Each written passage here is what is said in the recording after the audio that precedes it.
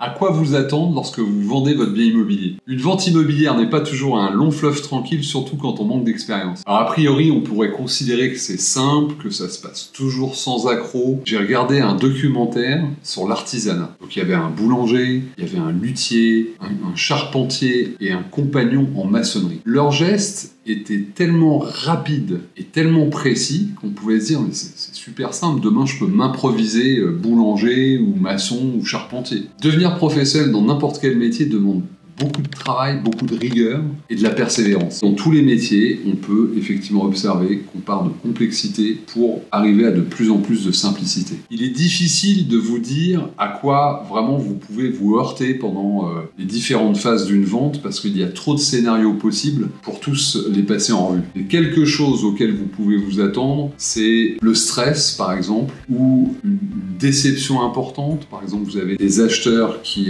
la veille de venir signer chez le notaire, appelle pour dire qu'en fait il renonce, ou encore quelqu'un qui un petit peu vous fait miroiter, donc il vous donne espoir constamment qu'il va acheter votre objet, ça dure des mois, et puis finalement vous n'avez plus de nouvelles. Ce sont souvent des situations qu'on rencontre par manque d'expérience, ou par manque de connaissances, qu'un professionnel de l'immobilier est censé avoir. Être accompagné par un professionnel de l'immobilier soulage, déstresse. Cet accompagnement, dans de nombreux cas, aboutit au succès de la vente. À quoi vous attendre lorsque vous vendez votre bien?